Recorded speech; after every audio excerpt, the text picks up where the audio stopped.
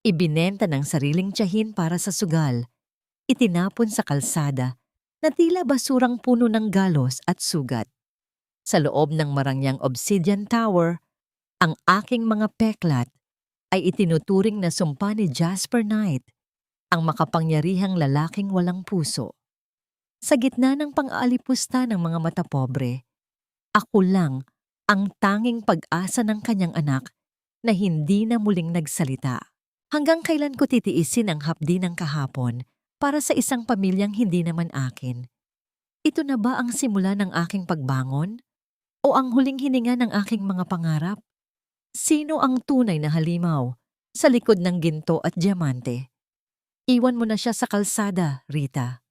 Palamunin lang ang batang iyan na puno ng peklat.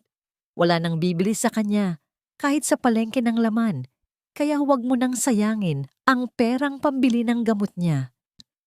Ang mga salitang yon ni Aling Ising, ang kapitbahay naming sulsulero, ay tila mga patalim na bumaon sa aking pandinig. Nakatayo ako sa likod ng manipis na kurtinang puno ng tahi. Bitbit ang isang mangkok ng mainit na sabaw na pilit kong niluto sa kabila ng aking panginginig. Para iyon kay Tita Rita, ang tanging pamilyang natitira sa akin, ang tanging taong pinag-alayan ko ng lahat ng aking lakas at pagtitiis sa loob ng maraming taon. Dahan-dahan kong tiningnan ang aking mga kamay, magaspang, puno ng mga peklat mula sa sunog na halos kumitil sa aking buhay noong bata pa ako. Ang mga daliring dati ay sumasayaw sa mga tiklado ng piano. Ngayon ay nanginginig na sa paghawak ng isang mumurahing mangkok. Tama ka, Ising, sagot ni Tita Rita sa malamig na boses na hindi ko kailanman inakalang maririnig ko mula sa kanya. Sayang lang ang bawat sentimo. Mas mabuti pang ibenta ko na ang huling piraso ng alahas na iniwan ng nanay niya kaysa ibili ng gamot para sa pusong hinto-hinto naman ang tibok. Sa sandaling iyon, narinig ko ang lagutok ng isang basong nabasag, ngunit hindi iyon mula sa kusina. Sa loob ng aking dibdib, may isang bagay na tuluyan ng gumuho. Ang sabaw na pinaghirapan kong ihanda ay unti-unting lumalamig.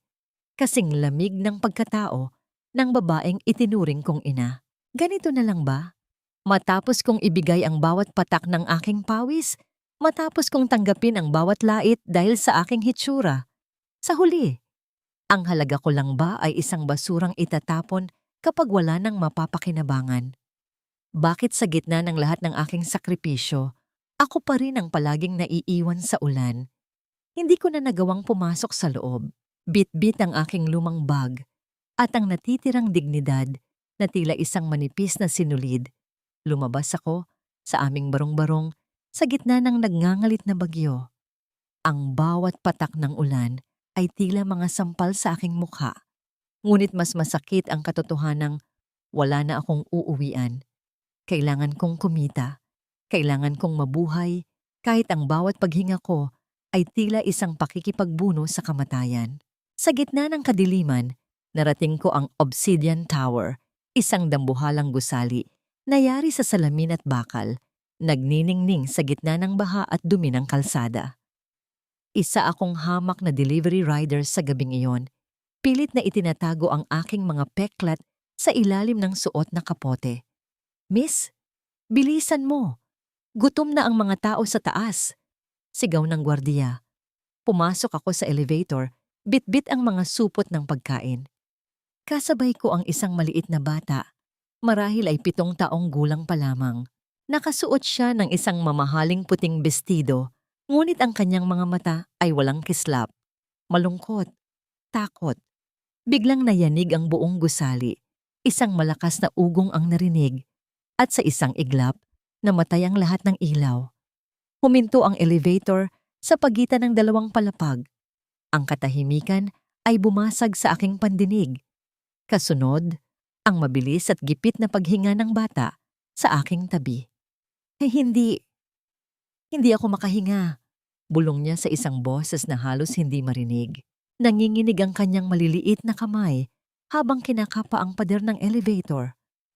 "Huwag kang matakot. Nandito ako, sabi ko, kahit ako mismo ay kinakabahan.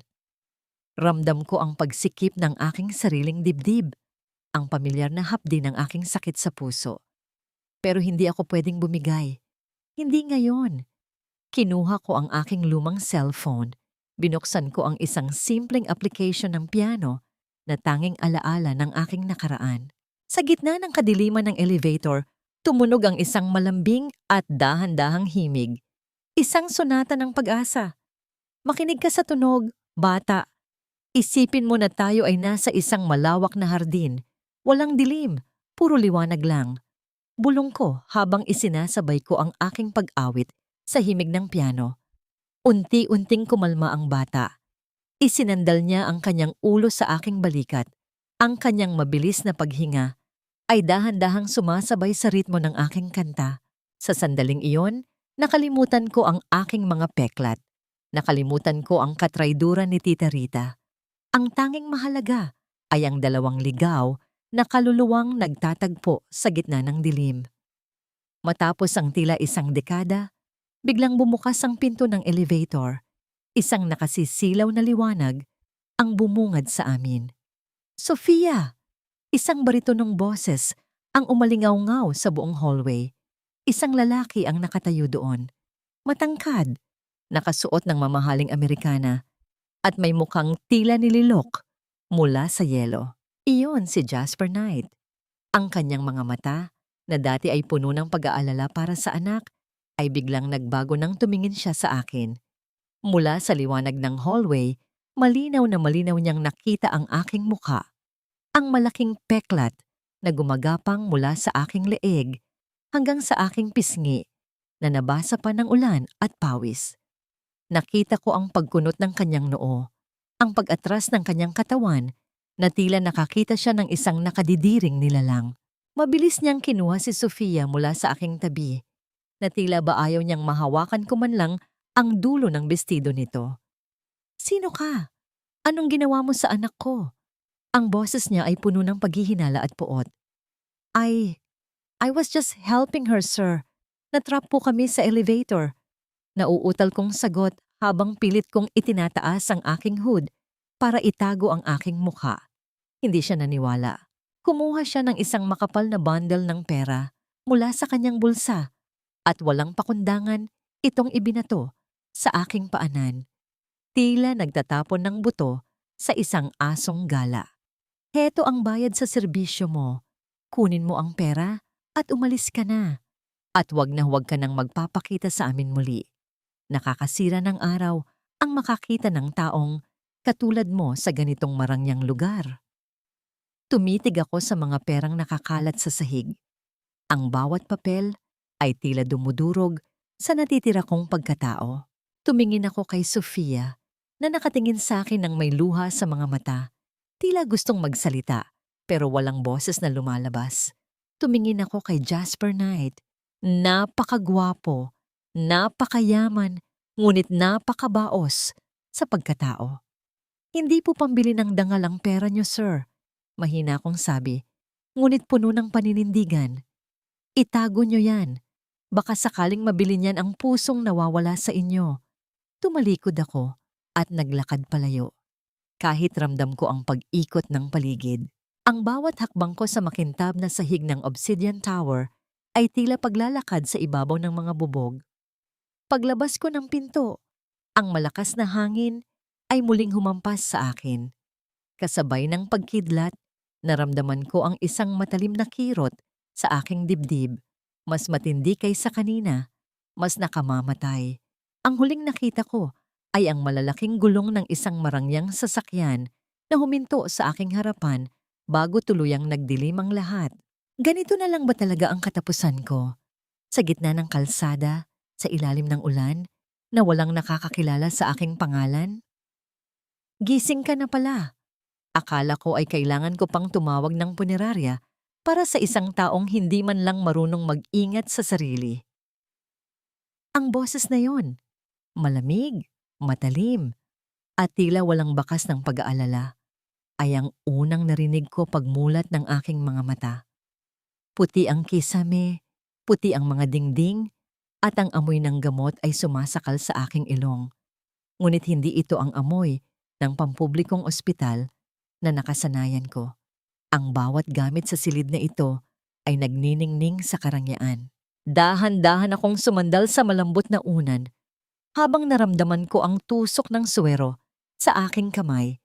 Nakatayo sa paanan ng aking kama si Jasper Knight. Nakasandal siya sa pader, ang kanyang mga braso ay magkasalikop sa kanyang dibdib at ang kanyang mga mata ay nakatuon sa akin na tila isa akong insektong sinusuri sa ilalim ng mikroskopyo. Nasaan ako? Mahina kong tanong. Ang aking lalamunan ay tuyong-tuyo at ang bawat salita ay tila isang hapdi sa aking dibdib. Nasa Obsidian Tower ka pa rin. Sa pribadong klinika ng aking pamilya. Sagot niya nang hindi man lang nagbabago ang ekspresyon. Nawalan ka ng malay sa harap ng gusali ko. Ayaw kong magkaroon ng bangkay sa aking pintuan, kaya dinala ka rito ng aking mga tauhan. Gusto kong magalit. Gusto kong tumayo at lumakad palabas. Ngunit ang aking katawan ay tila gawa sa mabigat na tingga. Naalala ko ang bundle ng pera na ibinato niya sa akin kanina. Ang bawat hapdi ng aking mga peklat ay tila nagre-rebelde sa kanyang presensya. Salamat sa awa niyo, sir. Pero kaya ko ang sarili ko. Paalis na ako. Sabi ko habang pilit kong tinatanggal ang suwero sa aking kamay. Huwag kang maging martir, Elena. Iyan ba ang pangalan mo? Lumapit siya sa akin. Ang kanyang anino ay bumalot sa buong kama. Sabi ng doktor, malala ang sakit mo sa puso at kailangan mo ng gamot na hinding-hindi mo mabibili kahit magbenta ka pa ng lahat ng organo sa katawan mo. At ang iyong tiyahin, si Rita, tinawagan namin siya. Ang sabi niya, huwag ka na raw bumalik doon dahil naibenta na niya ang lahat ng gamit mo para pambayad sa utang niya. Ang balitang iyon ay tila isang huling hila sa aking natitirang pag-asa. Wala na talaga akong uuwian. Sa mundong ito, ang tanging nagmamay-ari sa akin ay ang aking mga peklat at ang aking naghihingalong puso. Bakit niyo ginagawa ito? Hindi ba't sabi niyo ay ayaw niyo nang makakita ng taong katulad ko? Tanong ko habang tumutulo ang mga luha na pilit kong pinipigilan. Dahil sa anak ko. Sagot niya at sa unang pagkakataon, nakita ko ang isang bahid ng lamat sa kanyang pader na yelo. Simula nang umalis ka sa elevator, ayaw nang kumain ni Sofia. Ayaw niyang matulog at ang tanging salitang isinusulat niya sa kanyang board ay ang pangalan mo. Hindi ko alam kung anong klaseng pangkukulam ang ginawa mo sa kanya, pero ikaw lang ang hinahanap niya. Kinuha niya ang isang makapal na folder mula sa mesa at inilapag ito sa aking harapan. Isang kontrata. Magtrabaho ka rito bilang shadow teacher ni Sofia. Titira ka rito sa tower. Lahat ng gamot mo, lahat ng pangangailangan mo, ako ang magbabayad. Bibigyan din kita ng sahod na sapat para makapagsimula ka ng bagong buhay pagkatapos ng 1 taon. Paliwanag niya. Ngunit bago pa ako makaramdam ng ginhawa, muli siyang nagsalita ng may kalupitan. Pero may mga kondisyon. Una, bawal kang lumabas sa itinakdang bahagi ng tower para sa inyo ni Sofia. Pangalawa, bawal kang makita ng sinumang bisita o ng aking pamilya. Itatago mo ang iyong muka at ang mga peklat mong yan sa lahat ng oras. Sa mata ng mundo, ikaw ay anino lamang. Walang makakaalam na may nakatira rito na isang katulad mo, isang anino, isang lihim na itinatago sa ilalim ng karangyaan dahil sa aking kapangitan. Ang bawat salita niya ay tila nagpapaalala sa akin na kahit anong bait ng tadhana, ang halaga ko sa paningin ng mga taong tulad niya ay hindi kailanman tataas. Tatanggapin ko, bulong ko. Hindi para sa inyo, kundi para kay Sofia, dahil alam ko ang pakiramdam ng maiwan sa dilim. Isang mapait na ngiti ang sumilay sa aking mga labi habang pinagmamasdan ko ang aking mga kamay. Sa loob ng marangyang silid na ito, naramdaman ko ang mas matinding lamig kaysa sa ulan sa labas. Ito na ba ang aking kaligtasan? O isa lamang itong mas magarang kulungan? Biglang bumukas ang pintuan ng klinika nang walang katok. Ang tunog ng marahas na pagbukas ay sinundan ng tunog ng mamahaling sapatos na tumatama sa sahig. Isang babaeng balot ng alahas at suot ang pinakabagong moda ng damit ang pumasok. Jasper, darling, ano ba itong naririnig ko? Nagpapasok ka raw ng isang pulubi rito sa tower? Ang boses ng babae ay matining at puno ng pagdidiri. Iyon si Cindy, ang babaeng balita sa mga magasin na siyang mapapangasawa ni Jasper. Mabilis kong hinila ang kumot para itago ang aking leeg at muka. Ngunit huli na, ang kanyang mga mata ay tumama sa akin at ang kanyang muka ay namutla sa galit. Sino ang halimaw na ito, Jasper? At bakit siya nakahiga sa sutlang una ng pamilya mo? Tumingin ako kay Jasper, umaasa sa kahit katiting na pagtatanggol, ngunit nanatili siyang tahimik. Ang tanging ginawa niya ay ayusin ang kanyang Amerikana at tumingin sa labas ng bintana. Sa sandaling iyon, nalaman ko ang sagot. Hindi ako panauhin dito. Hindi rin ako empleyado. Ako ay isang kasalanan na kailangang itago sa ilalim ng mga alpombra ng Obsidian Tower. Ganito na lang ba ang kapalaran ko? Ang maging isang aninong kinatatakutan ng liwanag? Ito ba ang sinasabi mong himala, Jasper? Isang babaeng parang galing sa hukay at sunog na lupa? Ang Obsidian Tower ay tahanan ng mga knight, hindi isang ampunan para sa mga nilalang na ganito ang hitsura. Ang bawat salita ni Doña Beatriz ay tila mga patak ng asido na unti-unting kumakain sa aking pagkatao. Nakayuko ako sa gilid ng malawak na pasilyo, suot ang isang manipis na belo na pilit kong ginamit para itago ang aking muka. Sa aking mga kamay ay bitbit ko ang isang maliit na tray ng tsa na sadyang inihanda ko para kay Sofia. Isang munting kilos ng pagmamahal na akala ko ay magdadala ng kapayapaan sa loob ng marangyang bahay na ito. Hindi ko inaasahan na sa aking unang araw bilang anino ay mabubungaran ko ang reyna ng turing ito. Si Doña Beatriz, ang ina ni Jasper, ay nakatayo sa aking harapan. Ang kanyang mga mata ay nanunuri, puno ng puot at matinding pandidiri, na tila ba ang presensya ko ay isang epidemyang kailangang sugpuin agad. Mama, please. Siya ang dahilan kung bakit kumakain na si Sofia. Mahinahong sagot ni Jasper, ngunit ramdam ko ang panginginig ng kanyang boses. Isang knight na makapangyarihan sa labas, ngunit tila isang batang walang laban sa harap ng kanyang ina. Hindi ko pakikinggan ang mga dahilan mo. Tingnan mo siya, Jasper. Ang bawat bahagi ng kanyang balat ay paalala ng kamatayan at malas. Paano kung mahawa ang aking apo sa kanyang kapangitan? Paano kung ang mga peklat na yan ay sumpa na sisira sa ating pangalan? Ang tray na hawak ko ay nagsimulang manginig.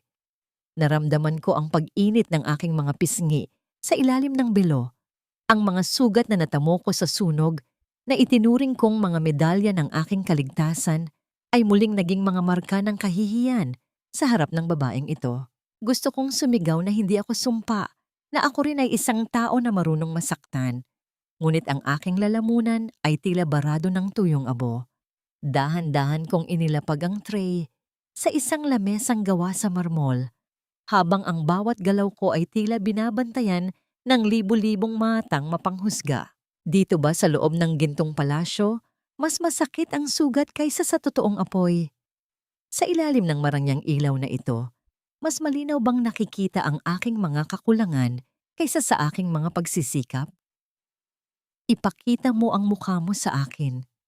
Utos ni Doña Beatriz. Ang kanyang boses ay tila isang latigo na humahampas sa aking likuran. Mama, wag na. Pagpigil ni Jasper, ngunit huli na. Gamit ang kanyang kamay na puno ng mamahaling diamante, marahas niyang hinawi ang belo sa aking mukha. Ang tunog ng pagkapunit ng manipis na tela ay umaling-awngaw sa tahimik na hallway, kasunod ng isang malakas at matalim na hininga mula sa kanya at kay Cindy na nakatayo sa likuran. Diyos ko, mas malala pa sa inaasahan ko, bulong ni Cindy habang ang kanyang kamay ay nakatakip sa kanyang bibig. Tila ba masusuka siya sa anumang sandali. Tumayo ako doon, hubad sa kanilang mga mapanirang tingin. Ang bawat uka at gatla sa aking pisngi ay tila nagniningning sa kahihiyan.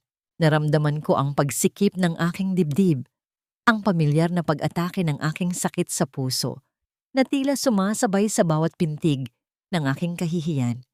Ang paligid ay nagsimulang umikot, ang mga marangyang kagamitan ay tila mga aninong nagnanais na lamunin ako ng buo.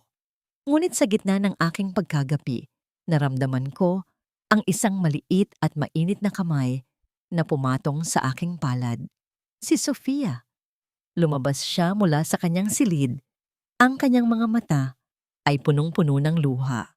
Hindi siya tumingin sa kanyang lola o kay Cindy. Ang kanyang buong atensyon ay nasa akin. Dahan-dahan niyang itinaas ang kanyang munting kamay at hinaplos ang malaking peklat sa aking pisngi. Isang haplos na puno ng pagtanggap.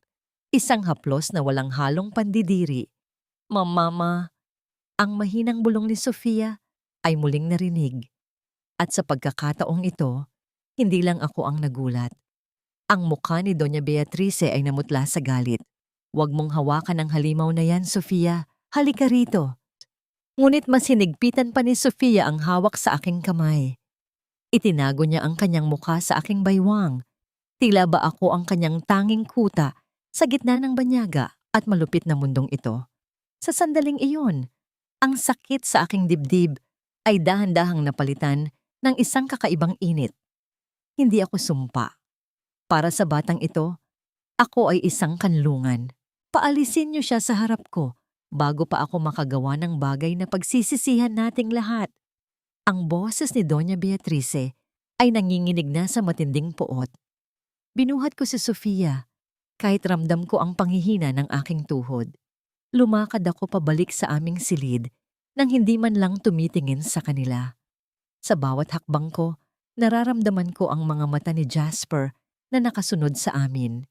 Isang tinging hindi ko maunawaan kung ito ba ay awa o ang simula ng isang bagong damdamin. Pagpasok namin sa silid, isinara ko ang pinto ng marahan.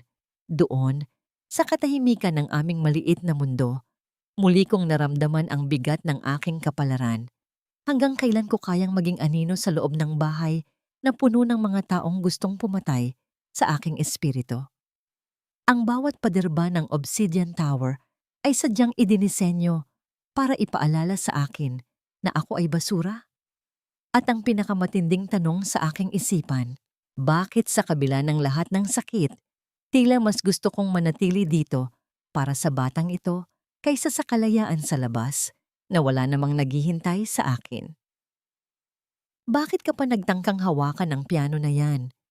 Ang mga daliri mong sunog ay dudumi lang sa mga puting tiklado nito. Isang basura, kahit kailan, ay hindi magiging bahagi ng sining. Ang matalas na boses ni Cindy ay umalingaw-ngaw sa malawak na attic ng Obsidian Tower, kung saan aksidente ko siyang nakasalubong habang naghahanap ako ng mga lumang libro para kay Sofia. Nakatayo siya roon, suot ang kanyang mamahaling seda, habang ako ay may hawak na basahan at nakayuko. Sa harap ko ay isang dambuhalang bagay na natatakpan ng makapal at maalikabok na puting tela. Isang piano. Naramdaman ko ang pagpintig ng aking mga daliri. Ang bawat gatla sa aking palad ay tila humapdi sa kanyang sinabi. Gusto kong sumagot. Gusto kong sabihin sa kanya na bago pa man niya matutunang magsuot ng diamante, ang mga daliri ko ay nakikipag-usap na sa mga anghel sa pamamagitan ng musikang ito. Ngunit pinili kong manahimik. Nanatili akong nakayuko hanggang sa marinig ko ang paglayo ng kanyang mga yabag. Bawat tunog ng kanyang sapatos sa sahig ay tila isang paghamak sa aking pagkatao. Ganito na lang ba talaga? Sa bawat pagkakataon na susubukan kong abutin ang aking nakaraan, kailangan bang palaging may magpapaalala sa akin na wala na akong karapatang mangarap? Bakit ang sining na nagligtas sa aking kaluluwa ay itinuturing na ngayong lason dahil lamang sa hitsura ng aking mga kamay? Nang masiguro kong wala na siya, Dahan-dahan kong nilapitan ng piano. Inalis ko ang makapal na tela at ang amoy ng luma at amag na kahoy ay bumalot sa aking mga pandama. Sa ilalim ng alikabok, nagniningning pa rin ang itim na katawan ng instrumento. Isang maringal na alaala ng isang mundong matagal ko nang iniwan. Umupo ako sa harap nito. Ang aking mga daliri ay dahan-dahang lumapat sa mga tiklado. Malamig, matigas, pero pamilyar. Sinimulan kong tugtugin ang isang sonata na isinulat ko bago pa man naganap ang sunog. Ang bawat pagpindot ko ay tila isang paghukay sa mga binaon kong alaala. Sa bawat nota, tila bumabalik ang aking diwa sa panahong ang aking mukha ay wala pang bahid ng sakit. Sa panahong ang aking mga kamay ay makinis at puno ng buhay. Ang musika ay unti-unting bumalot sa buong atik. Naglalakbay sa bawat sulok ng Marangyang Tore na tila isang kaluluwang naghahanap ng kapayapaan. Hindi ko na malaya na sa bawat himig na aking inilalabas, may isang taong nakatayo sa may pintuan, nakikinig sa bawat pighati ng aking puso. Si Jasper. Nakatitig siya sa akin. Ang kanyang mga mata na dati ay puno ng yelo ay tila unti-unting natutunaw. Nakita ko ang pagbabago sa kanyang muka. Mula sa pagkagulat patungo sa isang malalim na lungkot na tila sumasalamin sa sarili niyang mga sugat. Sa sandaling iyon, hindi niya nakita ang aking mga peklat. Hindi niya nakita ang aking hamak na suot. Ang tanging nakita niya ay ang musikang dumadaloy mula sa aking mga daliri patungo sa kanyang puso. Ngunit sa gitna ng aking pagtugtog, naramdaman ko ang isang matalim na kirot sa aking dibdib. Mas matindi kaysa sa mga nakaraang araw. Ang aking hininga ay naging gipit at ang bawat nota ay tila naging isang mabigat na pasanin. Tumigil ang musika nang bigla akong mapaubo. Ang katahimikan ay binalot muli ng atik. Ngunit sa pagkakataong ito, may kasama ng pangamba. Tiningnan ko ang aking palad. Puno ng sariwang dugo. Ang bawat patak na pumatak sa mapuputing tiklado ng piano ay tila isang babala na ang aking oras ay mabilis nang nauubos. Elena? Ang boses ni Jasper ay hindi na malupit. May bahid na ito ng takot. Mabilis kong itinago ang aking mga kamay sa likod ng aking saya. Pilit kong inayos ang aking sarili kahit na ang buong paligid ay nagsisimula nang dumilim sa aking paningin. Wala po ito, sir. Pagod lang po ako. Pagsisinungaling ko, habang nararamdaman ko ang bawat tibok ng aking puso na tila isang martilyong humahampas sa aking dibdib. Lumapit siya sa akin at sa unang pagkakataon, naramdaman ko ang init ng kanyang kamay sa aking balikat. Hindi siya lumayo, hindi siya nadiri. Ang kanyang mga mata ay diretsong nakatingin sa akin.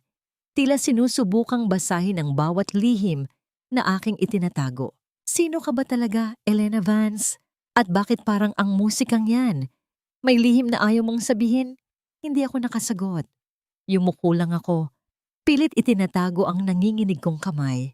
Ang dugong unti-unting natutuyo sa aking palad ay tila sumisigaw ng katotohanang matagal ko nang tinatago. Sa marangyang atik na yon, sa pagitan ng bawat nota ng aking musika, may isang lihim na unti-unting nabubunyag.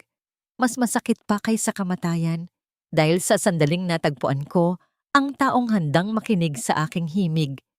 Doon ko rin naramdaman, unti-unti na akong iniiwan ng sarili kong katawan.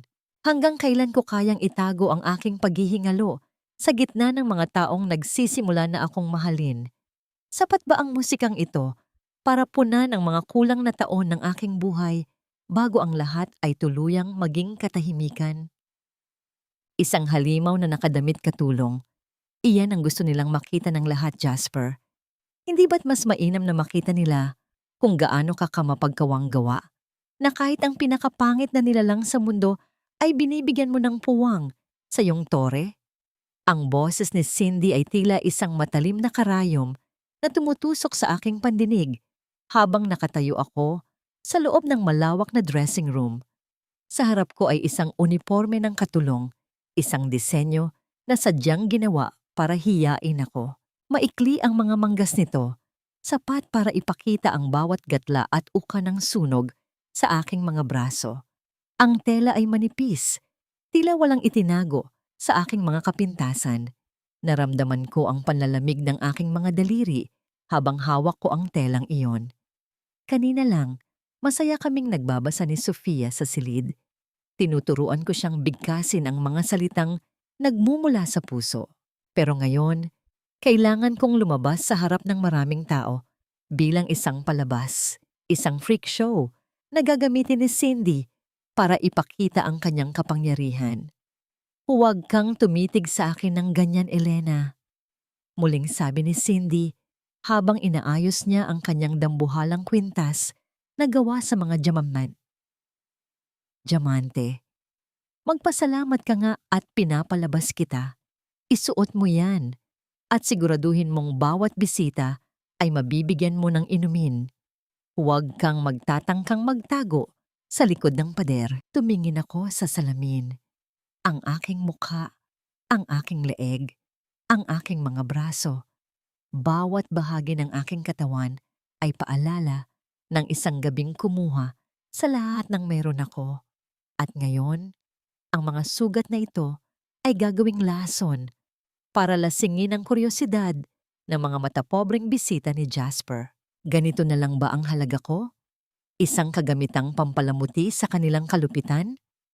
Matapos kong ibigay ang aking buong puso para kay Sofia, kailangan ko pa ring isakripisyo ang huli kong pira-pirasong dangal para lamang manatili sa tabi niya.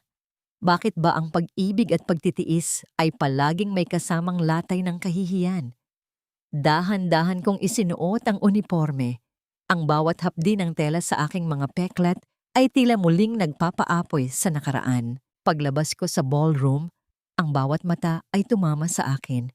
Narinig ko ang mga bulong, mga salitang tila mga linta na sumisipsip sa aking lakas. Diyos ko, tingnan niyo ang braso niya. Bakit hinayaan ni Jasper na makalabas ang ganyang nilalang? Parang galing sa impyerno, di ba? Bit-bit ang isang pilak na tray.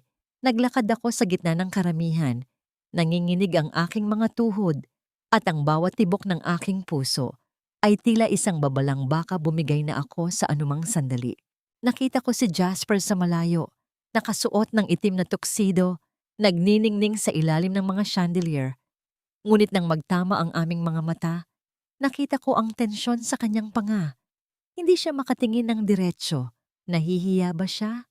O nagagalit siya dahil hinayaan niyang mangyari ito? Tubig, please. Utos ng isang matandang babae na may makapal na make-up. Nang iabot ko ang baso, sinadya ni Cindy na dumaan sa aking likuran at sagiin ang aking siko. Ang tray ay nayanig at ang tubig ay natapon sa mamahaling bestido ng matandang babae. Ay! Napaka-clumsy mo talagang, halimaw ka. Sigaw ni Cindy na sadyang nilakasan ng boses para makuha ang atensyon ng lahat. Kita niyo na, hindi lang siya nakakasuka ang hitsura. Wala pang silbi. Yumuko ako, pilit na pinupunasan ang damit ng bisita gamit ang aking nanginginig na mga kamay. Pasensya na po, bulong ko, habang ang mga luha ay unti-unti nang bumabagsak sa sahig ng ballroom. Ang bawat pasensya na ay tila isang laso na nilulunok ko ng buo. Sa gitna ng aking kahihiyan, naramdaman ko ang isang kamay na humawak sa aking braso. Hindi ito ang kamay ni Jasper, hindi rin ito ang kamay ni Sofia. Isang matandang lalaki na may suot na salamin at mukhang kagalang-galang ang nakatitig sa aking mga kamay. Ang kanyang mga mata ay nanlalaki sa gulat, hindi dahil sa pandidiri, kundi dahil sa pagkilala. Ang mga daliring iyan, ang paraan ng paghawak mo sa baso. Bulong ng matandang lalaki, ang kanyang boses ay nanginig. Hindi ako maaaring magkamali. Elena? Elena Vance? Ikaw ba ang The Angel of Keys na nawala 10 taon na ang nakalilipas? Ang katahimikan ay biglang bumalot sa buong ballroom. Ang mga bulong ng pangungutya ay napalitan ng isang nakabibinging pagtataka. Tumingin ako sa matandang lalaki, si Maestro Alfonso, ang tanyag na konduktor na minsang naging guru ko. Naramdaman ko ang mabilis na pag-ikot ng paligid. Ang sikretong pilit kong ibinaon sa ilalim ng aking mga peklat ay biglang nahukay sa harap ng lahat.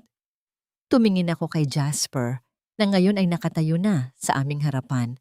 Ang kanyang mukha ay puno ng hindi maipaliwanag na emosyon. Maestro, anong sinasabi niyo? Tanong ni Jasper, ang kanyang boses ay paos at puno ng pagkalito. Jasper, ang babaeng ito, ang katulong na tinatawag niyo. Itinuro ni Maestro Alfonso ang aking mga kamay na puno ng peklat. Siya ang pinakadakilang pianista ng ating henerasyon. Ang henyong akala ng lahat ay namatay na sa sunog. Tumitig ako sa kanila habang ang huling lakas ko ay unti-unti nang nauubos. Ang nakaraan at ang kasalukuyan ay nagsalpukan sa isang sandali. Sino nga ba ako sa harap nila? Ang pianista ng kahapon o ang halimaw ng ngayon? Bago pa man ako makapagsalita, naramdaman ko ang isang matinding pagsikip sa aking dibdib, isang sakit na mas matindi kaysa sa anumang pangungutya. Ang tray ay tuluyang nahulog sa sahig, lumikha ng isang malakas na tunog na tila huling nota ng aking buhay. Magnanakaw, isang hamak na pulubi na pumasok sa pamamagitan ng musika pero lumabas na may dalang ginto. Jasper, tingnan mo ang dinala mong henyo sa loob ng ating pamamahay. Ang sigaw ni Doña Beatriz ay tila isang malakas na kulog na bumasag sa katahimikan ng aking silid. Nakaupo ako sa gilid ng kama, putla at nanginginig pa mula sa aking pagkahimatay sa ballroom kagabi. Sa aking mga kamay ay hawak ko ang isang maliit na ibon na gawa sa papel, isang origami na ginawa ko para kay Sofia upang pasayahin siya sa gitna ng aking panghihina. Ngunit ang munting ibon na yon ay nayupi nang biglang pumasok si Doña Beatriz, kasunod si Cindy na may mapait na ngiti sa kanyang mga labi. Ano po ang ibig ninyong sabihin?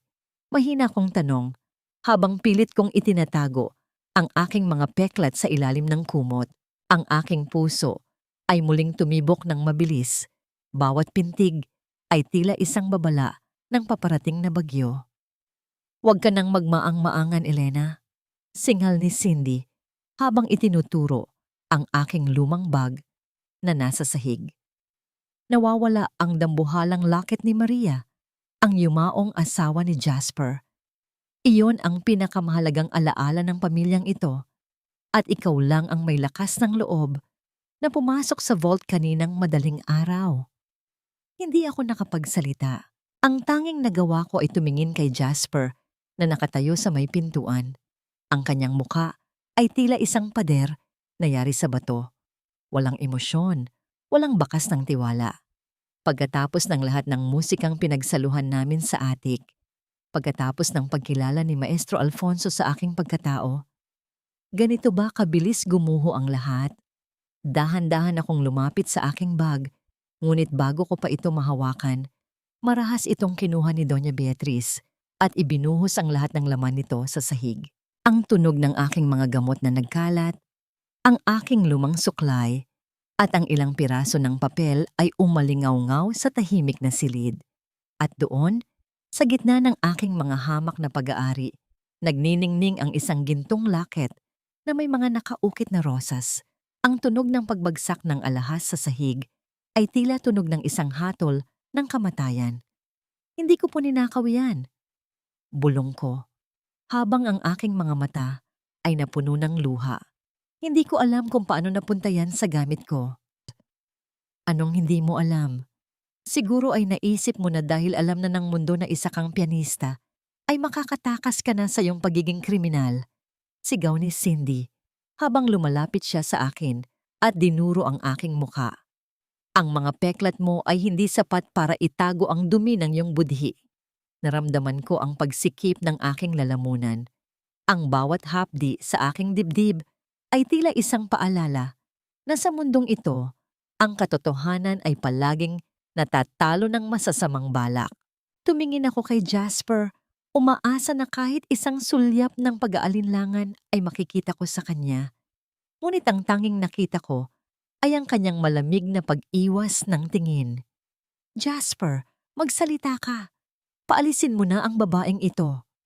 Utos ni Doña Beatrice. Huminga ng malalim si Jasper. Ang bawat segundo ng kanyang katahimikan ay tila 1,000 taon ng pagdurusa para sa akin.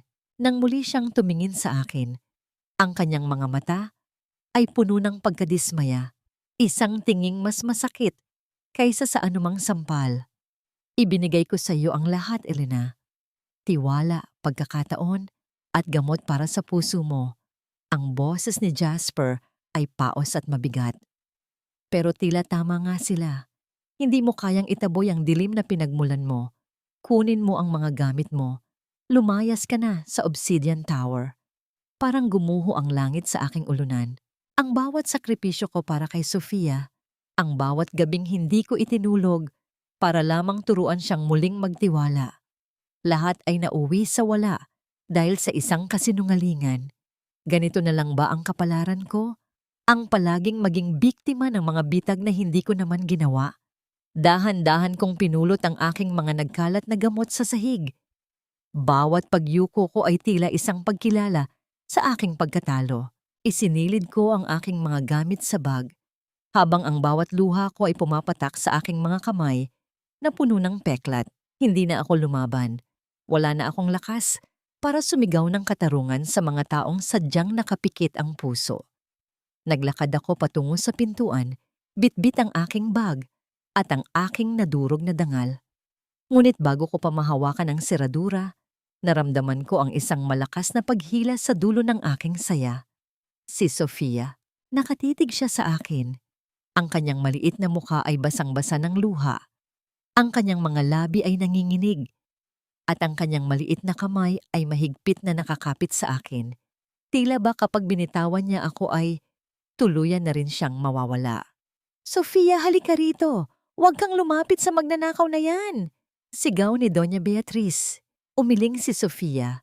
Lalong humigpit ang kanyang kapit. At sa gitna ng tensyon, sa gitna ng puot at kaguluhan, isang tunog ang umalingaw-ngaw sa buong silid. Isang tunog na nagpatahimik sa lahat. Elena.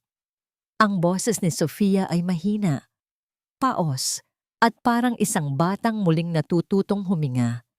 Ngunit malinaw ang bawat letra, malinaw ang bawat bigkas. Ang batang 3 taon nang hindi nagsasalita, ang batang itinuring na sira ng lahat, ay binigkas ang aking pangalan sa unang pagkakataon. Hindi si Elena. Muling sabi ni Sofia, habang itinuturo ang locket na nasa kamay ni Doña Beatriz, at pagkatapos ay itinuro niya si Cindy. Ang katahimikan ay naging nakabibingi. Ang bawat hininga sa silid ay tila huminto. Tumingin si Jasper sa kanyang anak. Ang kanyang mga mata ay nanlalaki sa gulat at hindi maipaliwanag na pag-asa. Tumingin si Cindy sa bata. Ang kanyang mukha ay biglang namutla na tila isang bangkay. Anong sinabi mo, Sofia? Tanong ni Jasper. Ang kanyang boses ay nanginginig. Itinaas ni Sofia ang kanyang maliit na daliri at muling itinuro si Cindy, habang ang kanyang mga mata ay puno ng tapang na hindi ko kailanman nakita sa kanya. Ang bata, na itinuring nilang walang boses, ay naging tanging saksing sisira sa kanilang mga plano. Tumitig ako kay Jasper. Sa sandaling iyon, ang katotohanan ay tila isang nagniningning na espada na humiwa sa dilim. Ngunit sa likod ng tagumpay na ito, naramdaman ko ang isang matinding panghihina. Ang aking paningin ay nagsimulang maglaro. At ang huling narinig ko, bago ang lahat ay maging puti, ay ang boses ni Sofia na muling tumatawag sa aking pangalan. Bakit sa sandaling natagpuan na ng bata ang kanyang boses, tila ang akin naman ang tuluyan ng mawawala? Ikaw ang may gawa nito, Cindy? Sa harap ng anak ko, Nagawa mong magsinungaling para lamang sirain ang isang taong wala namang ginagawa sa'yo? Ang boses ni Jasper ay hindi na malupit sa akin.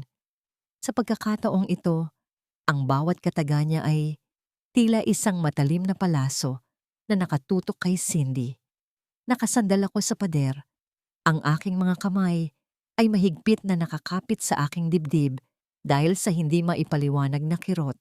Ngunit sa gitna ng aking paghihingalo, ang tanging nakikita ko ay ang mukha ni Sofia, ang batang 3 taon na nating itinalaga sa katahimikan. Ngayon ay umiiyak habang binibigkas ang aking pangalan.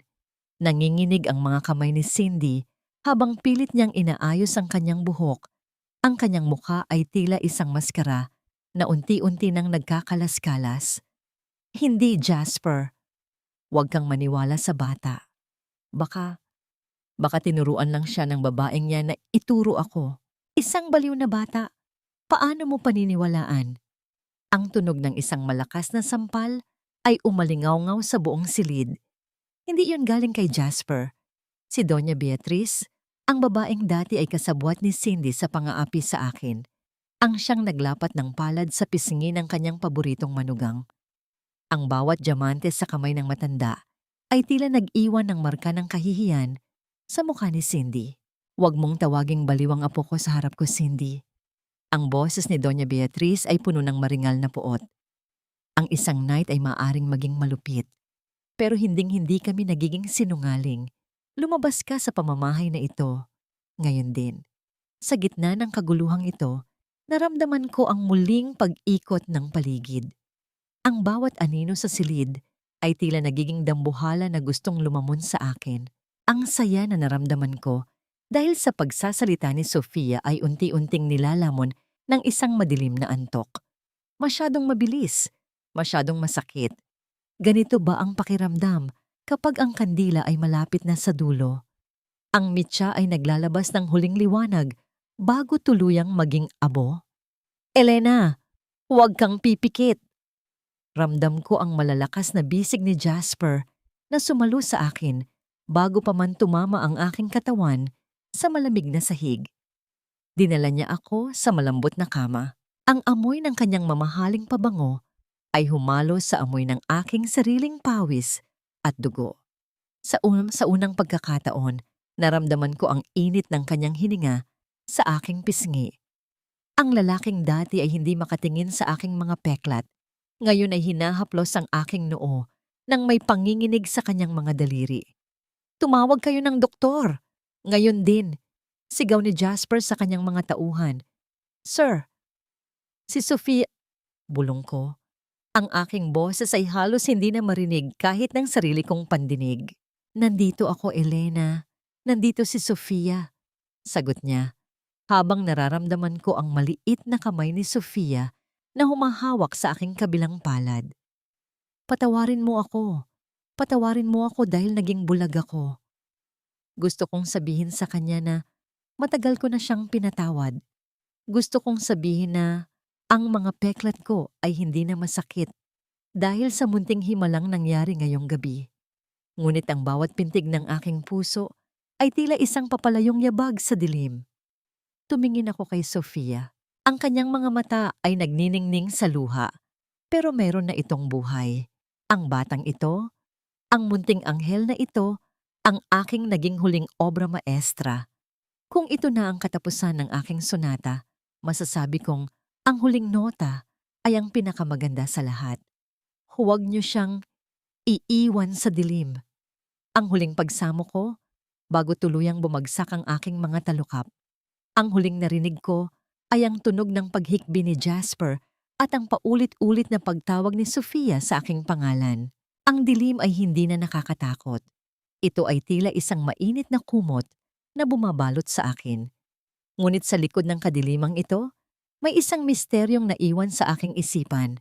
Ang lihim na kwarto ni Jasper na nakita ko bago ako nawalan ng malay. Bakit puno yon ng mga larawan ng sunog?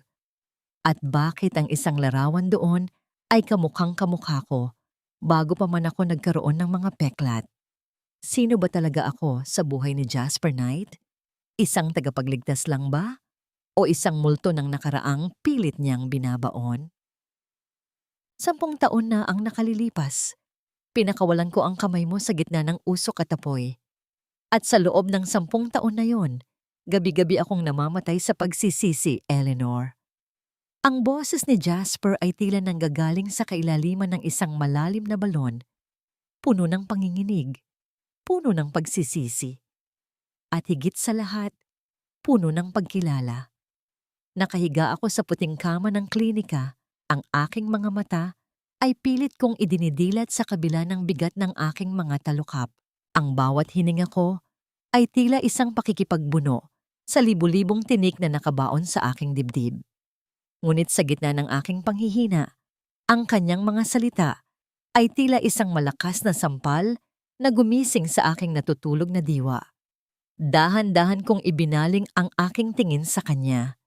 Nakaupo siya sa gilid ng aking kama, ang kanyang mga kamay ay nakatakip sa kanyang mukha habang ang kanyang mga balikat ay nanginginig sa bawat impit na paghikbi. Sa ibabaw ng maliit na mesa sa tabi ng kama, nakita ko ang isang lumang litrato na bahagyang sunog ang mga gilid. Isang litrato ng isang batang babaeng tumutugtog ng piano.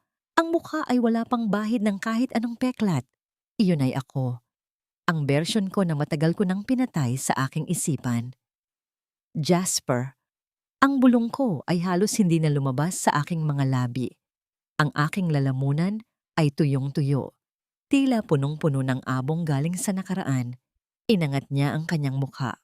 Ang kanyang mga mata ay mapula at basang-basa ng luha. Sa kanyang mga kamay ay hawak niya ang aking medical report, ang papel na nagsasabing ang aking puso ay unti-unti nang sumusuko. Ngunit mas nanginginig ang kanyang kamay nang hawakan niya ang aking palad na puno ng mga peklat. Ikaw ang babaeng iyon. Ang batang babaeng nangako sa akin na hihintayin ako sa labas ng nasusunog na hotel. Ang boses ni Jasper ay paos at basag. Bumalik ako, Eleanor. Bumalik ako sa gitna ng apoy. Pero ang sabi ng mga bombero, wala nang nakaligtas sa palapag na yon. Ang buong akala ko ay naging abo ka na. Naramdaman ko ang muling pag-ikot ng aking gunita sa gabing iyon. 10 taon na ang nakalilipas. Ang amoy ng nagbabagang kahoy, ang nakasusulasok na usok, at ang init na tila gustong lamunin ang aking buong pagkatao. Naalala ko ang isang batang lalaki na mahigpit na humahawak sa aking kamay. Ang kanyang mga mata ay puno ng tapang habang pilit niya akong hinihila palabas. Pero sa isang iglap, bumagsak ang kisame sa pagitan naming dalawa. Binitawan niya ang aking kamay, hindi dahil gusto niya, kundi dahil kailangan niyang mabuhay. Hinintay kita, Jasper, mahina kong sabi habang ang mga luha ay unti-unting pumapatak mula sa aking mga mata. Sa bawat araw na tinitingnan ko ang mga peklat na ito sa salamin, ang tanging naaalala ko ay ang pangako mong babalik ka. Pero lumipas ang mga taon at ang tanging natira sa akin ay ang sakit at ang katotohanang wala ka na. Niyakap niya ang aking kamay at idinikit ito sa kanyang noo. Ang bawat haplos niya sa aking mga peklat ay hindi na puno ng pandidiri, kundi ng isang banal na pagsamba. Ang lalaking itinuring kong halimaw ng Obsidian Tower ay ang mismong lalaking minahal ko sa gitna ng apoy noong kaming dalawa ay bata pa. Ang tadhana ay sadyang mapaglaro. Pinagtagpo kaming muli sa paraang pareho kaming hindi makikilala ang isa't isa dahil sa mga sugat na dala ng panahon. Bakit hindi mo sinabi agad? Tanong niya habang pilit na pinupunasan ng aking mga luha. Bakit hinayaan mong tratuhin kita ng ganoon? Bakit hinayaan mong saktan ka ng ina ko at ni Cindy? Dahil ang Eleanor na kilala mo ay namatay na sa sunog na yon, Jasper. Sagot ko habang pilit kong kinukuha ang huling lakas ng aking puso. Ang Elena na nasa harap mo ngayon ay isang anino na lamang. Isang anino na may taning na ang buhay. Ang katahimikan ay muling bumalot sa aming dalawa. Ngunit ito ay isang katahimikang puno ng pait. Tumingin si Jasper sa aking medical report at pagkatapos ay tumingin siya sa akin nang may bagong paninindigan sa kanyang mga mata. Isang paninindigan na tila handang makipagbuno maging sa kamatayan. Hindi kita hahayaang mawala muli, Eleanor. Hahamunin ko ang langit at lupa para lamang manatili ka sa tabi ko. Ang boses niya ay puno ng determinasyon na ngayon ko lang narinig. Lahat ng pera ko, lahat ng kapangyarihan ko, ibibigay ko ang lahat para lang dugtungan ang buhay mo. Ngunit sa likod ng kanyang mga pangako, naramdaman ko ang muling pagsikip ng aking dibdib. Ang tunog ng monitor sa aking tabi ay nagsimulang bumilis ang ritmo. Tila isang babala na ang aking puso ay hindi na kayang makisabay sa tindi ng emosyong bumabalot sa akin. Ang bawat pintig ay tila isang huling nota ng aking sariling sonata. Hinawakan ko ang kanyang pisngi, ang aking mga daliring puno ng peklat ay dahan-dahang humaplos sa kanyang makinis na balat. Patawarin mo ako, Jasper, kung sa pagkakataong ito, hindi ko na kayang tuparin ang pangakong hihintayin kita. Bago pa man siya makasagot, ang paligid ay muling nagsimulang lumabo. Ang huling nakita ko ay ang mukha ni Jasper na sumisigaw ng aking pangalan, habang ang pinto ng klinika ay bumukas at pumasok ang mga doktor na may dalang mga kagamitang pilit na gustong ibalik ang aking hininga. Sapat ba ang pag-ibig na muling nahanap para gamutin ang pusong matagal ng durog?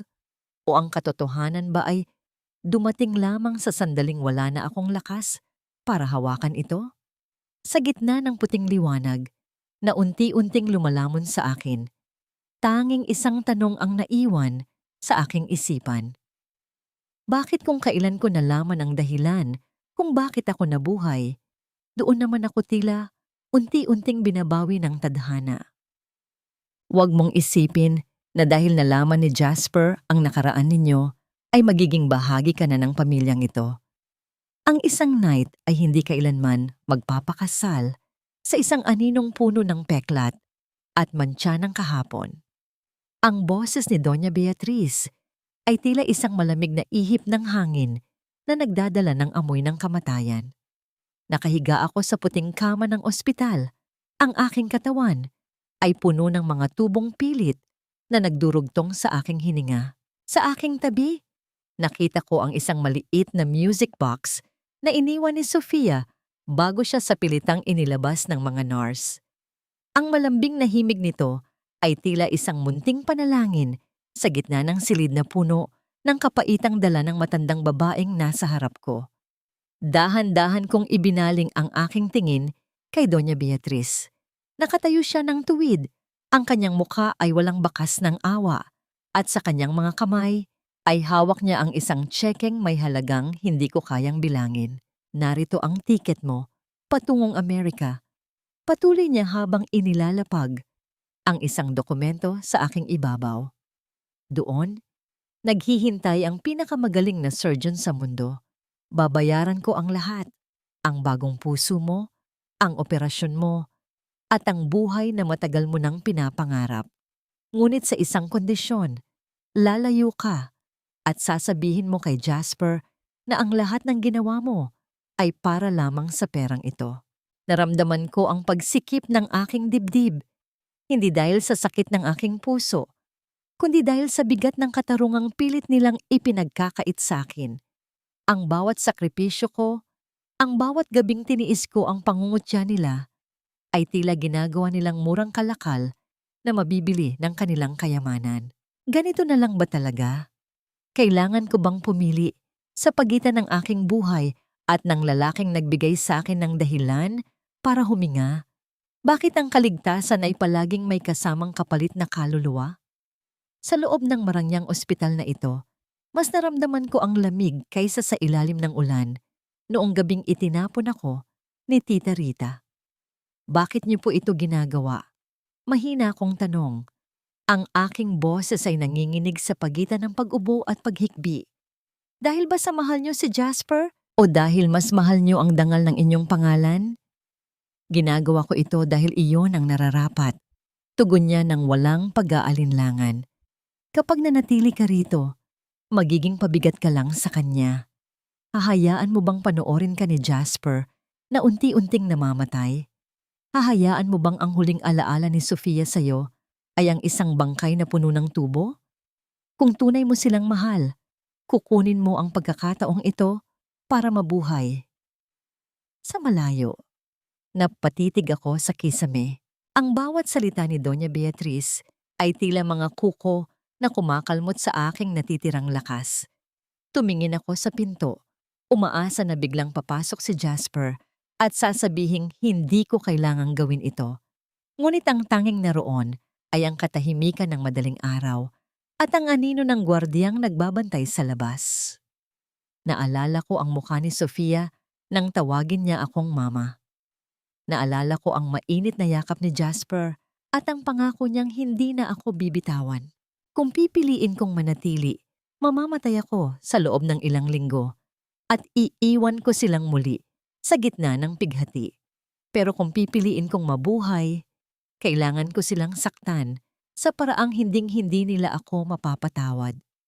Isang matalim na kirot ang gumuhit sa aking puso. Naramdaman ko ang mainit na luha na dumadaloy sa aking mga pisngi, bumabasa sa aking mga peklat na tila ba naging mga sapa ng pagsisisi. Kinuha ko ang panulat na inabot ni Doña Beatriz. Ang aking mga daliri ay nanginginig. Bawat galaw ay tila isang pakikipaglaban sa aking sariling damdamin. Patawarin mo ako, Jasper. Bulong ko sa aking isipan habang dahan-dahan kong inilalapat ang aking pirma sa dokumentong maglalayo sa akin sa kanila habang buhay. Ang bawat kurit ng tinta sa papel ay tila tunog ng isang pintong nagsasara sa aking kinabukasan. Nang matapos ako, naramdaman ko ang isang matinding panghihina. Tila ba kasabay ng aking pirma ay ang paglagot din ng huling sinulid na nag-uugnay sa akin sa Obsidian Tower. Matalino kang bata, Elena, sabi ni Doña Beatriz habang kinukuha ang papel. Bukod sa operasyon, sisiguraduhin kong ang tiyahin mong si Rita ay makukulong sa lahat ng ginawa niya sa'yo. Iyan ang huling regalo ko sa'yo. Tumalikod siya at lumakad palabas. Ang bawat tunog ng kanyang sapatos ay tila isang huling martilyo na pumapako sa aking kabaong. Naiwan akong mag-isa sa dilim. Bitbit ang tsekeng tila isang sumpa sa aking mga kamay. Sa gitna ng katahimikan ng ICU, isang tanong ang paulit-ulit na bumabalot sa aking isipan. Bakit sa bawat pagkakataon na sinusubukan kong iligtas ang mga taong mahal ko, kailangan ko laging maging kontrabida sa sarili kong kwento? Sapat ba ang dugtong na buhay kung ang puso namang ititibok nito ay punong-puno ng kasinungalingan? Paglabas ng sikat ng araw, narinig ko ang pagbukas ng pinto. Si Jasper. Ang kanyang mukha ay puno ng pag-asa, bitbit ang isang bungkos ng aking mga paboritong bulaklak. Ngunit bago pa siya makalapit, tiningnan ko siya nang may malalamig na mga mata. Isang tinging sadyang binuo ko para durugin ang kanyang puso. Elena, may magandang balita ang doktor. Hindi na niya natapos ang sasabihin. Jasper, itigil mo na ito. Putol ko sa kanya. Ang boses ko ay kasing lamig ng yelo. Nakuha ko na ang gusto ko. Salamat sa ina mo. Mabubuhay na ako ng marangya. Sa malayo sa inyo.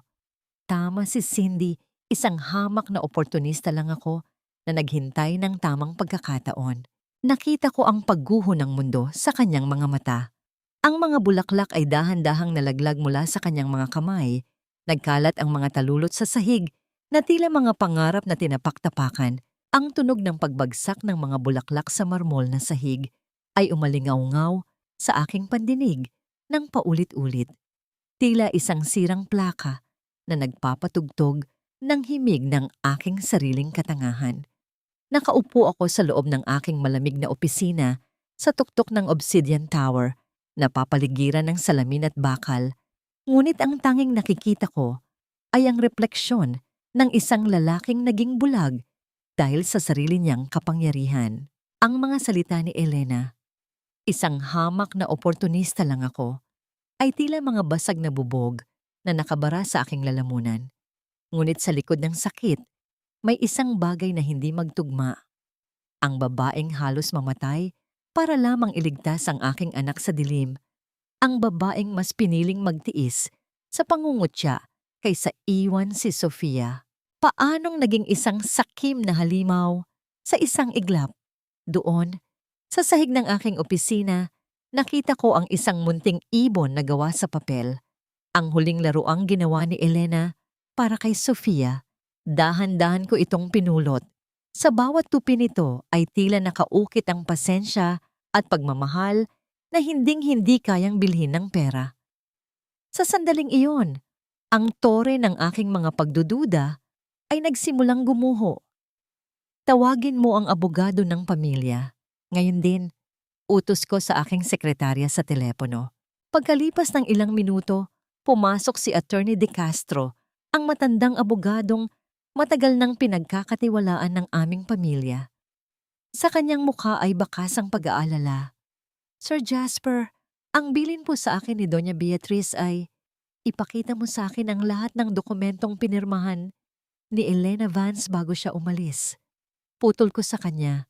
Ang boses ko ay matigas at walang bahid ng paggalang. Nanginginig ang mga kamay ng abogado habang inaabot niya sa akin ang isang manipis na folder.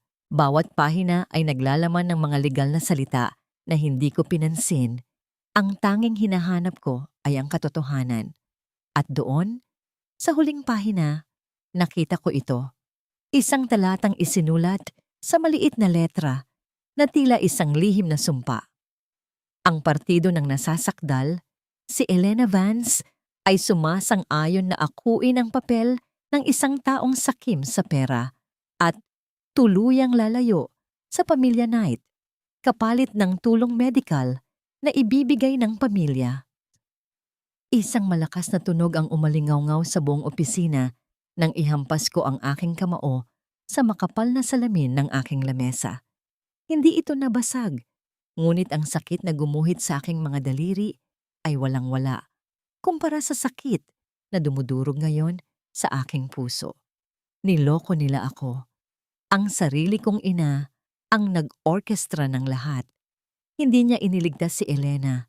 Binili niya ang kaluluwa nito. Naglakad ako palabas ng opisina. Bawat hakbang ko ay tila isang lindol na yayanig sa pundasyon ng toreng ito. Naratnan ko si Doña Beatrice sa malawak na sala. Humihigop ng tsaa na tila ba walang nangyaring trahedya. Jasper anak, tamang-tama ang pagdating mo. Ipinagdiriwang namin ni Cindy ang paglaya mo sa sumpa. Sumpa? Putol ko sa kanya. Ang boses ko ay puno ng galit na ngayon lang narinig ng buong pamamahay. Ang tawag niyo ba sa sakripisyo ay sumpa? Ang tawag niyo ba sa pag-ibig ay isang sakit na kailangang gamutin? Inilapag ko ang kontrata sa lamesa sa harap niya. Ang tunog ng papel ay sapat na para magpabago sa kanyang ekspresyon mula sa pagtatagumpay patungo sa pagkagulat. Paano mo nalaman? Bulong niya. Hindi na yon mahalaga, Mama. Tugon ko. Ang bawat salita ay puno ng pait. Ang mahalaga ay ito. Sa kagustuhan ninyong protektahan ang pangalan ng pamilya, winasak ninyo ang puso ng inyong sariling anak. Binigyan ninyo ng bagong buhay si Elena, ngunit pinatay ninyo ang aking kaluluwa. Tumingin ako kay Cindy na ngayon ay namumutla na sa takot. At ikaw, Cindy, ninakaw mo ang laket ng aking asawa, kaya naman lahat ng yaman ng pamilya mo na ninakaw ninyo mula sa akin ay babawiin ko rin. Pagsisisihan mo ang araw na ginawa mong laruan, ang pighati ng isang taong mas may puso kaysa sayo. Mabilis kong tinawagan ang aking mga tauhan. I-freeze ninyo ang lahat ng assets ng pamilya ni Cindy at ihanda ninyo ang lahat ng ebidensya ng kanilang pandaraya sa kumpanya. Tiyakin niyong wala silang matitirang kahit isang sentimo. Jasper, huwag. Patawarin mo ako. Pagmamakaawa ni Cindy. Mula ngayon, hindi na kayo ang reyna ng toreng ito, Mama. At ikaw, Cindy, ay hindi na kailanman muling makakatapak sa lupaing pag-aari ko. Sabi ko bago tumalikod at iwan sila sa gitna ng gumuho nilang mundo. Tumakbo ako, nagmamadaling bumaba mula sa tuktok ng aking tore habang paulit-ulit kong tinatawagan ng ospital. Ang bawat ring ng telepono ay tila isang dagok sa aking dibdib. Hello? Anong status ni Elena Vance? Sigaw ko sa kabilang linya. Sir Jasper, sagot ng nurse na tila ninenerbiyos. Kaalis lang po ng ambulansyang magdadala sa kanya sa airport. Papunta na po siya sa Amerika. Tumakbo ako palabas ng gusali. Sa gitna ng ulan na muling bumubuhos na tila ba nakikidalamhati sa aking pighati. Pinaharurot ko ang aking sasakyan. Bawat pag-overtake ko ay tila isang pakikipag-unahan sa kamatayan. Nang marating ko ang ospital, huli na ang lahat. Ang silid ni Elena ay bakante na. Ang tanging naroon ay ang amoy ng gamot at ang maliit na music box na iniwan ni Sofia. Nasaan siya? Tanong ko sa doktor na kararating lang. Sir Jasper, pasensya na po, sabi ng doktor. Ang kanyang mukha ay puno ng pag-aalala. Hindi na po namin siya itinuloy sa airport. Bigla na lang po siyang inatake habang nasa ambulansya. Critical po ang lagay niya. Itinakbo na po namin siya sa emergency room. Napatitig ako sa kawalan. Ang buong mundo ko ay tuluyan ng gumuho. Ang toring binuo ko, gamit ang pera at kapangyarihan, ay wala ng halaga. Dahil ang tanging kayamanang gusto kong angkinin ay nasa bingit na ng kamatayan. At sa pagkakataong ito, baka huli na talaga ang lahat. Naririnig ko ang bawat dahan-dahang pag-atras ng aking hininga. Tila isang orasan na malapit nang huminto sa pag-ikot. Sa gitna ng kadilimang ito, wala akong nararamdamang sakit. Wala ang hapdi ng aking mga peklat. Wala ang bigat sa aking dibdib. At wala ang pait ng mga salitang binitawan ko kay Jasper. Ang tanging narito ay ang isang malawak at mapayapang kawalan. Ngunit sa malayo, may isang himig na pilit na humihila sa aking diwa pabalik sa mundo ng mga buhay. Isang pamilyar na himig. Ang sonata na itinuro ko kay Sofia sa attic ng Obsidian Tower.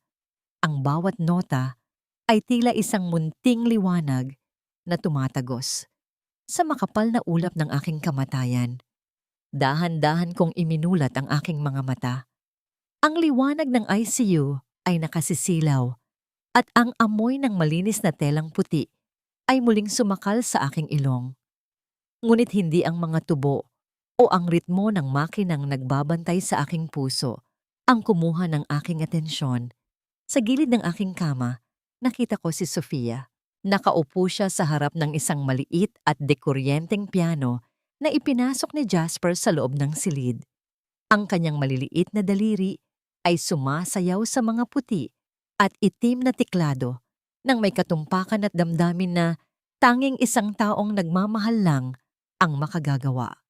Ang bawat tunog na lumalabas sa instrumento ay tila isang panalangin, isang pagsamo na huwag ko silang iwan sa dilim. Elena, please, gising na. Bulong ni Sofia sa gitna ng kanyang pagtugtog. Ang kanyang boses ay nanginginig, puno ng mga luhang hindi pa bumabagsak. Sa likuran niya, nakita ko si Jasper. Nakaluhod siya sa sahig. Ang kanyang noo ay nakasandal sa gilid ng aking kama. Ang kanyang mga kamay ay mahigpit na nakakapit sa aking palad na puno ng mga tubo at peklat. Ang lalaking itinuring kong hari ng isang imperyo ay tila isang batang nawawala. Basag ang pagkatao at puno ng pagsisisi. Nandito na ako, Eleanor. Hindi na ako aalis. Ang boses ni Jasper ay paos, tila nanggagaling sa kailaliman ng kanyang nadurog na puso. Pinatalsik ko na ang lahat ng nanakit sa'yo. Ang kontrata, ang tsekeng iyon. Sinunog ko na ang lahat. Wala nang maglalayo sa atin. Gusto kong magsalita. Gusto kong sabihin sa kanila na naririnig ko sila, na ang bawat nota ng piano ni Sofia ay nagbibigay sa akin ng lakas na hindi kayang ibigay ng anumang gamot. Ngunit ang aking lalamunan ay tila barado pa rin ng tuyong abo. Ang tanging nagawa ko ay ang dahan-dahang pigil sa kamay ni Jasper. Naramdaman ko ang kanyang pagkagulat. Inangat niya ang kanyang mukha At ang mga mata niyang puno ng puyat at luha ay nagtagpo sa aking mga mata. Isang sandali ng katahimikan ang namayani sa silid, kung saan ang tanging maririnig ay ang huling mga nota ng sonata ni Sofia. "Daddy, gising na siya! Gising na si Mama!" Sigaw ni Sofia habang tumatakbo patungo sa akin at niyayakap ang aking baywang. Naramdaman ko ang init ng kanilang mga katawan, ang init ng tunay na pamilya na matagal kong ipinagkait sa aking sarili. Sa sandaling iyon, ang monitor sa aking tabi ay nagsimulang maglabas ng isang regular at malakas na ritmo. Ang himalang sinasabi ng mga doktor ay nangyayari na. Hindi dahil sa siyensya, kundi dahil sa pag-ibig na nagawang buuin ang isang pusong matagal ng durog. Hinaplos ko ang buhok ni Sofia gamit ang aking nanginginig na kamay. Tumingin ako kay Jasper at sa unang pagkakataon, sa loob ng 10 taon, nakita ko ang liwanag sa dulo ng aking sariling kalsada. Ang mga peklat ko ay hindi na tanda ng aking pagkatalo, kundi mga marka ng aking paglalakbay patungo sa kanila. "Jasper," mahina kong sabi. Ang aking boses ay parang isang kaluluwang muling natututong lumipad. "Shh! Huwag ka munang magsalita," bulong niya habang hinahalikan ng aking mga daliri. "Magpagaling ka. Marami pa tayong panahong kailangang bawiin. Marami pa tayong sonatang kailangang tugtugin." Ngunit sa gitna ng kaligayahang ito, naramdaman ko ang isang kakaibang bigat sa aking kalooban. Ang operasyon sa aking puso ay hindi pa tapos. Ang pagkakataong mabuhay ay isang sugal pa rin na kailangan naming harapin sa susunod na mga oras. "Jasper," muli kong tawag sa kanya. Ang aking tingin ay puno ng isang hiling na alam kong magpapaiyak sa kanya. Bago ang operasyon, gusto kong makita ang langit sa labas ng Obsidian Tower. Kahit isang sandali lang, gusto kong maramdaman ng hangin na hindi galing sa makina. Tumingin si Jasper sa mga doktor at pagkatapos ay bumalik ang tingin niya sa akin.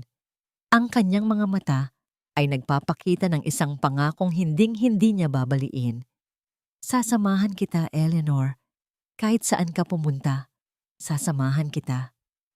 Sa labas ng bintana ng ICU, ang sikat ng araw ay unti-unting sumisilip sa gitna ng mga ulap. Isang bagong umaga ang nagsisimula. Isang umagang puno ng pag-asa, ngunit puno rin ng panganib. Ito na ba ang simula ng aking muling pagsilang? O ito na ang huling sayaw ng aking mga pangarap bago ang operasyong magtatakda ng aking hangganan? 1 taon, 365 araw ng pagtitiis, paghihilom, at muling pagtuklas sa sarili.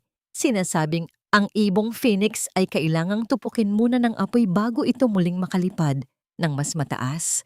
At sa bawat hapdi ng aking mga nakaraang sugat, naramdaman ko ang unti-unting pagtubo ng aking mga bagong pakpak. Nakatayo ako ngayon sa harap ng isang malawak na bintanang salamin, hindi sa Obsidian Tower, kundi sa sarili kong gusali, ang Vance Academy of Music. Ang amoy ng bagong pintura ay humahalo sa bango ng mga sariwang bulaklak ng jasmine na nakalagay sa bawat sulok. Ang bawat silid ay umaalingaw-ngaw sa tunog ng mga batang nag-aaral tumugtog ng piano. Isang himig na puno ng buhay at pangarap. Hindi naging madali ang operasyon. Maraming gabi ang lumipas na ang tanging kasama ko ay ang tunog ng mga makinang bumubuhay sa akin at ang panalangin ni Sofia sa aking tabi. Ngunit sa bawat pagkakataon na parang gusto ko nang bumitaw, naaalala ko ang pangako ko sa aking sarili na hindi ako mamamatay bilang isang anino. Mamamatay ako bilang isang liwanag.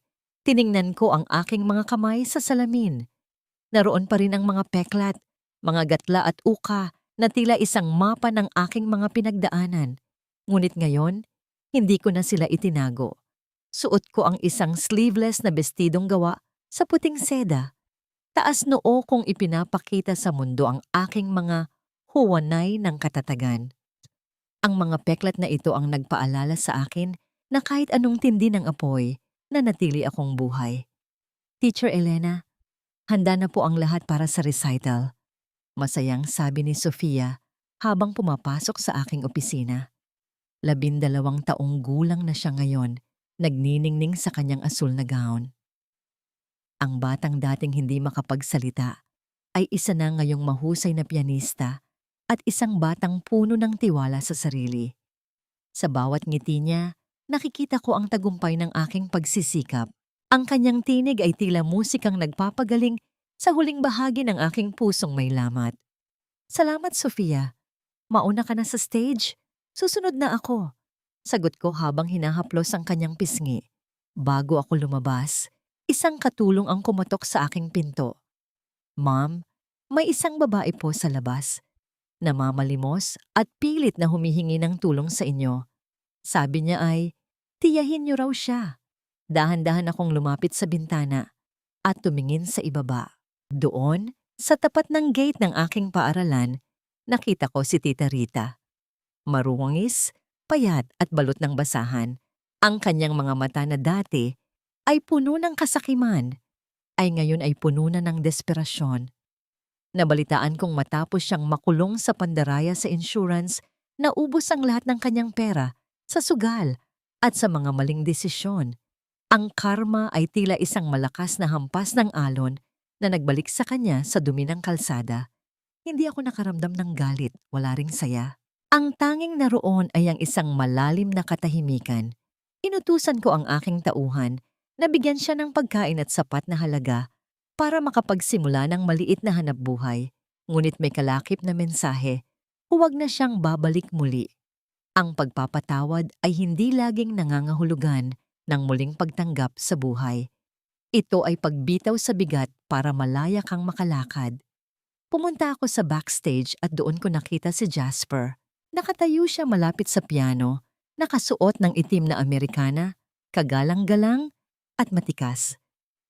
Sa nakalipas na 1 taon, nanatili siyang nasa tabi ko, hindi bilang isang tagapagligtas, kundi bilang isang taga-suporta. Hindi niya ako binuhay gamit ang kanyang pera. Binigyan niya ako ng pagkakataong buuin ang sarili kong imperyo. You look beautiful, Eleanor. Bulong niya, ang kanyang mga mata ay puno ng paghanga at respeto. Walang bakas ng piti, walang bakas ng pag-aalinlangan. Salamat, Jasper. Salamat sa pananatili sa labas ng pinto. Habang binubuo ko ang loob ng bahay na ito, tugon ko. Sa unang pagkakataon, hindi ako kumapit sa kanyang braso para humingi ng lakas.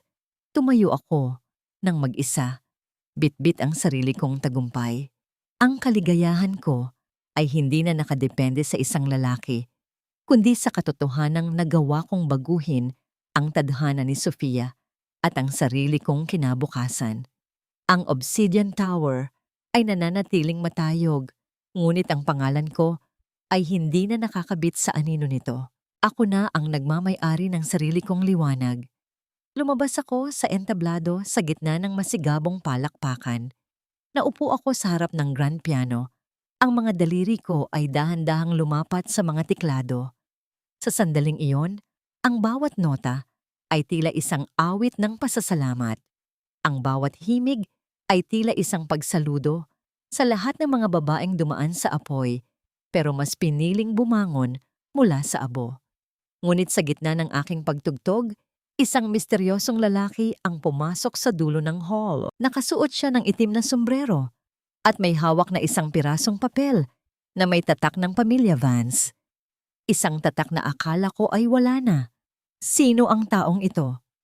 At bakit ang kanyang pagdating ay tila nagbabadyang magbukas ng isang pinto na matagal ko nang isinara tungkol sa tunay na dahilan ng sunog 10 taon na ang nakalilipas. 5 taon ang mabilis na lumipas, tila isang mabilis na kumpas ng kamay sa gitna ng isang masayang kanta. Nakatayo ako ngayon sa balkonahe ng aking sariling tahanan, isang bahay na malayo sa gulo ng syudad, napapaligiran ng mga puno ng mangga at mababangong bulaklak ng ilang-ilang. Ang simoy ng hangin ay nagdadala ng amoy ng bagong luyang tsa at ang sariwang halimuyak ng umaga pagkatapos ng ulan. Napakalayo nito sa amoy ng usok at luma na naging bahagi ng aking buhay sa loob ng mahabang panahon.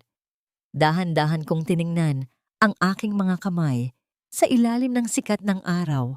Ang mga peklat na dati ay itinuturing kong sumpa ay tila naging mga ukit na lamang sa isang lumang kahoy. Matatag, makasaysayan, at hindi na masakit. Ang operasyon sa aking puso ay naging matagumpay at sa bawat malakas at regular na pintig nito sa loob ng aking dibdib, nararamdaman ko ang pasasalamat sa bawat hiningang ipinahiram sa akin ng langit. Narinig ko ang mahinang tunog ng pagbukas ng pinto sa likuran ko. Si Jasper. Hindi na siya ang malamig na hari ng Obsidian Tower na nakilala ko noon. Ang kanyang muka ay mas malambot na ngayon. Ang mga mata ay puno ng kapayapaan habang bitbit niya ang isang tray ng almusal. Eleanor, masyadong malamig pa ang hangin dito sa labas. Baka mapaubo ka na naman. Ang boses niya ay puno ng pag-aalaga. Ang bawat salita ay may dalang init na tila isang kumot sa gitna ng taglamig.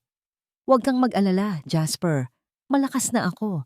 Mas malakas kaysa sa inaasahan nating lahat. Sagot ko habang nakangiti. Inilapag niya ang tray at tumabi sa akin. Hindi siya nagsalita. Tila sapat na ang katahimikan naming dalawa. Sa nakalipas na mga taon, napatunayan namin na ang pag-ibig ay hindi laging kailangang maging isang malaking pagsasabog ng emosyon. Madalas, ito ay ang tahimik na pananatili sa tabi ng isa't isa habang pinapanood ang paglubog ng araw. Ngunit ang pinakamalaking tagumpay ko ay hindi ang aking kalusugan, kundi ang tagumpay ni Sofia. Sa darating na buwan, lilipad siya patungong Europa para sa kanyang unang international tour bilang isang ganap na pianista. Ang batang dating kinalimutan ng mundo, ang batang kailangan pang itago ang sarili sa dilim, ay naging isang bituing nagbibigay ng liwanag sa marami. Sa bawat panayam sa kanya, palagi niyang binabanggit ang pangalan ko, hindi bilang kanyang guro, kundi bilang kanyang mama. At sa tuwing naririnig ko iyon, nararamdaman ko ang ganap na paghilom ng aking kaluluwa. Tinanong ako minsan ng aking mga estudyante, "Ma'am, napatawad niyo na ba ang lahat?" Huminga ako ng malalim bago sumagot. Naalala ko si Cindy na nabalitaan naming namumuhay na ngayon sa isang maliit na paupahang bahay. Nagtatrabaho bilang isang ordinaryong sales clerk para mabuhay ang kanyang pamilya matapos ang kanilang pagbagsak. Naalala ko si Doña Beatriz na dumalaw sa akin noong nakaraang buwan. Wala na ang kanyang mga diamante, wala na ang kanyang matapobreng tingin. Sa kanyang mga mata ay nakita ko ang hiya at ang isang matapat na pagsisisi. Humingi siya ng tawad, hindi dahil sa pera ni Jasper, kundi dahil alam niyang iyon na lang ang natitirang paraan upang mamatay ng may malinis na budhi. Tahimik kong tinanggap ang kanyang mga salita. Ang pagpapatawad, sabi ko sa aking mga estudyante, hindi para sa mga taong nakasakit sa atin, kundi para sa sarili natin. Huminto ako sandali, saka ngumiti ng marahan, para ang musika sa ating puso ay hindi na muling malunod sa ingay ng galit. Sa sandaling iyon, habang unti-unting lumulubog ang araw sa abot-tanaw, naramdaman ko, hindi na sakit, hindi na galit, kundi isang katahimikang matagal ko nang hinanap. Ang Vance Academy of Music ay patuloy na lumalago, nagbibigay ng pagkakataon sa mga batang katulad ko noon na walang pangarap kundi ang makatakas sa kahirapan. Ang yaman na iniwan ng aking ama na nabunyag sa huling testamento na dala ng misteryosong abogado ay ginamit ko lahat para sa scholarship ng mga batang may kapansanan at peklat sa katawan. Hindi ko na kailangan ang gintong yon para maramdaman ang aking halaga. Ang halaga ko ay nasa bawat batang natututong tumugtog, sa bawat ngiti ni Sofia, at sa bawat pintig ng aking pusong marunong ng magmahal nang walang takot. Umupo ako sa harap ng aking piano sa loob ng sala. Dahan-dahang lumapat ang aking mga daliri sa mga tiklado. Tinugtog ko ang huling sonata, ngunit sa pagkakataong ito, binago ko ang huling nota. Hindi na ito malungkot. Hindi na ito bitin. Ang bawat tunog ay tila isang pagdiriwang ng aking muling pagsilang. Ang bawat peklat sa aking balat ay tila nagniningning sa ilalim ng mainit na liwanag ng dapit hapon. Hindi na ako ang babaeng itinapon sa ulan. Hindi na ako ang anino sa likod ng Obsidian Tower. Ako si Eleanor Vance, ang babaeng dumaan sa apoy, natupok, ngunit muling bumangon mula sa abo bilang isang walang hanggang himig. Sa huling nota ng aking kanta, naramdaman ko ang isang halik sa aking noo mula kay Jasper at ang mahigpit na yakap ni Sofia mula sa likuran. Ang katahimikan ay muling bumalot sa aming tahanan, ngunit ito ay isang katahimikang puno ng pag-asa. Ang aking sonata ay tapos na, ngunit ang aking buhay, ang aking tunay na buhay ay nagsisimula pa lamang.